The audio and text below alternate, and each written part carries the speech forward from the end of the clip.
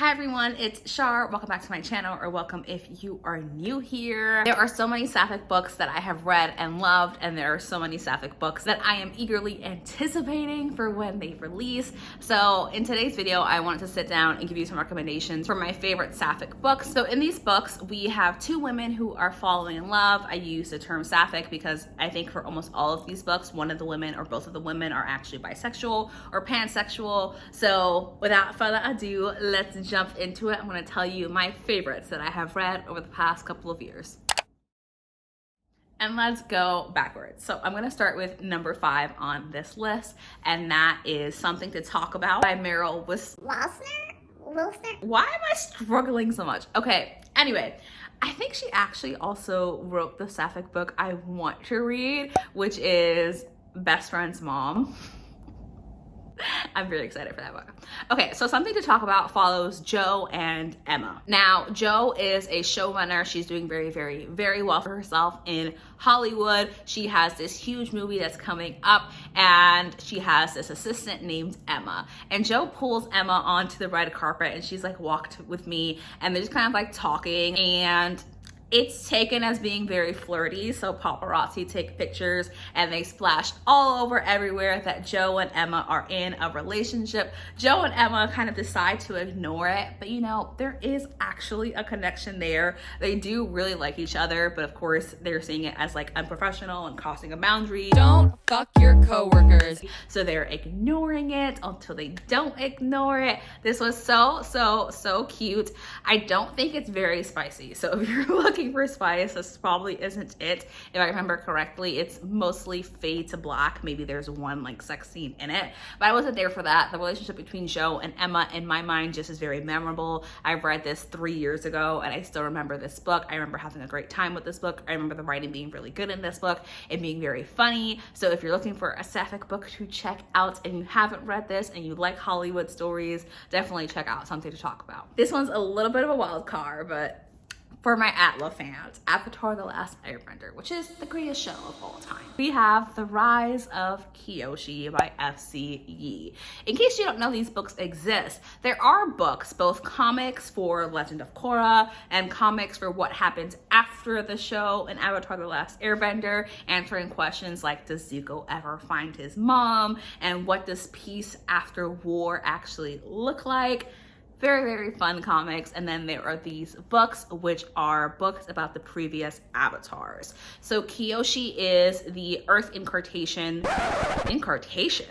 The reincarnation? Kyoshi is the avatar before Roku is the avatar. She's the Earth in the avatar cycle. So Kyoshi is the avatar, except that no one actually knows this. For a long time, they believed that this other person was the avatar, and Kyoshi is like very timid, very shy. Kyoshi realizes that she is the avatar, very reluctant avatar. She never got any avatar training throughout her entire life, and suddenly she's the avatar, and she's always been the avatar, but she's just never known it. So she needs the protection of the bodyguard, who happens to be her best friend and who was the bodyguard for the person they thought was the avatar before that. And this is about Kyoshi coming into her own as the avatar, retrieving her training so late in life and trying to snuff out the things that are happening within the world, kind of like minor crimes, drug rings, criminal gangs, etc.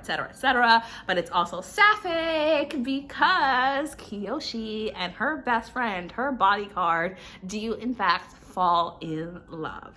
It is a very fun story. It's a pretty niche recommendation in that if you don't know the world of Avatar, this book would probably be confusing to you. But I would say even if you like high fantasy, if you like adventure stories, if you like a bodyguard romance, check out The Rise of Kyoshi. It's more fun if you know the world of Avatar: The Last Airbender, but you're not missing anything if you don't, because FCE does a great job of explaining the lore and the history to you within the context of Kyoshi's world without bringing in anything about Aang or the next avatars, obviously, because they don't exist yet, the current avatar is Kyoshi. Then we have Some Girls Do by Jennifer Duggan or Jennifer Dugan. Some Girls Do is a YA Sapphic romance about a openly gay track star and a closeted beauty queen. So in this book, we are following Morgan and we are following Ruby. Now, Morgan is a track star and she has been essentially kicked out of her school. She went to a Catholic school because she is openly gay, and that is against code of conduct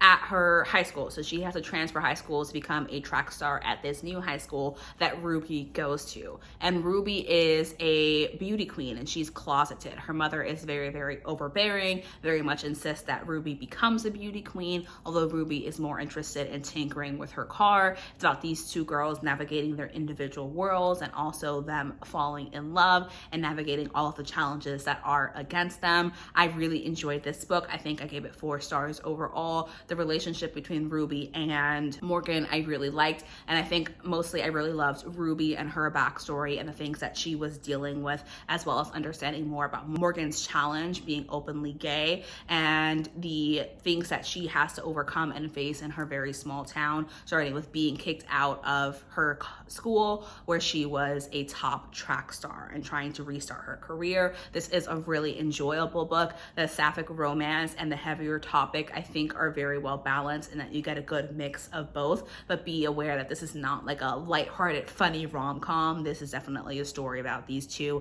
and the challenges that they have to face and overcome and how they come together, as well as Ruby being closeted and how Morgan feels about that as someone who is very openly gay and has had to deal with a lot of issues. This is a surprise to none of you if you have watched my videos before, and this is Malice by Heather Walter.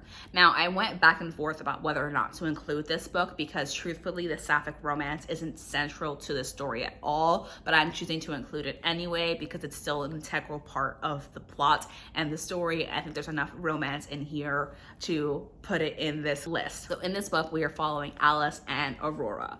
Malice is a Sleeping Beauty retelling, but instead of falling in love with the prince, the princess falls in love with the evil sorceress. So in this world, we are in a world of fae and people who are like descendants of fae or have magical powers from fae, and how society kind of uses that magic and how it's able to rank people within society, who gets to be important, who doesn't, and of course the curse that the family has had for centuries of their daughter is always going to fall into sleep, fall into slumber, or die by her 21st birthday if she has not found her soulmate. Everyone is coming to the town to try to figure out if they're Aurora's soulmate and get power, because all of the power is handed to the king instead of to Aurora. So in this book, we are following Alice, who has dark fae powers, which people are afraid of, but they also use to their advantage in secret. They publicly like shun her and privately take advantage of her, and it's about Alice coming to her own, her villain origin story, how she comes to understand her powers and how she comes to become the Maleficent we all know her as. And we're also following Aurora, her struggles with this curse that's ultimately going to kill her. She doesn't like that the power always goes to the king. It used to belong to the queen. She feels like it should be that way once again.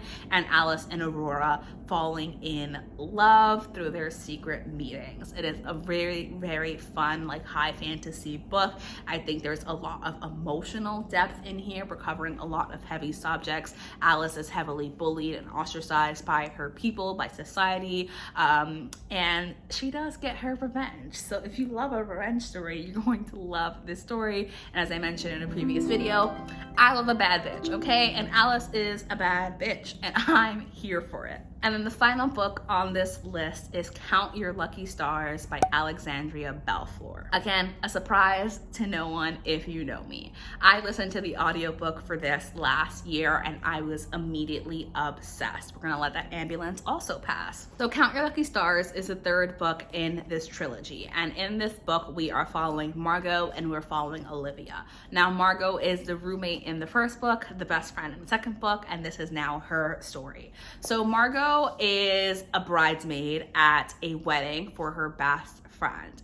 And she is just prepared to do her bridesmaid's duty, but is feeling a little bit left out from her friend group and feeling like they're excluding her because they're going off and doing things as couples or double dates and really leaving her out of everything. And in this book, we start with a wedding planning meeting, and we're following Olivia. Now, Olivia is a planner. She gets a chance to plan this massive wedding for this big, like, famous rich couple, and she takes the opportunity when she goes to meet the couple and the bridal party. She is surprised to find her old high school friend Margot.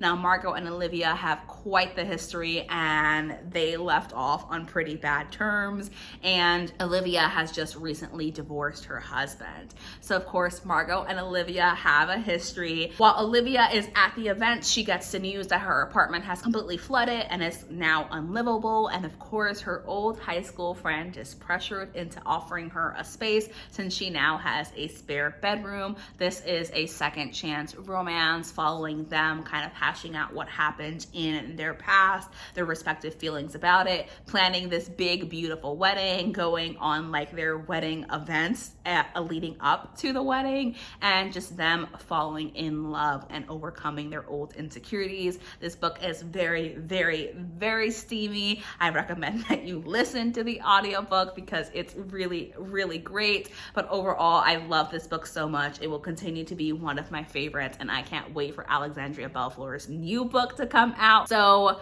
I love this book. I love every single book on this list. I had such great times with it. As I mentioned, there are more Sapphic books that I can't wait to read. Thank you so much for watching this video. I hope that you enjoyed it and was able to find some recommendations that work for you. Subscribe if you would like to, and I will see you in my next video. Bye, everyone.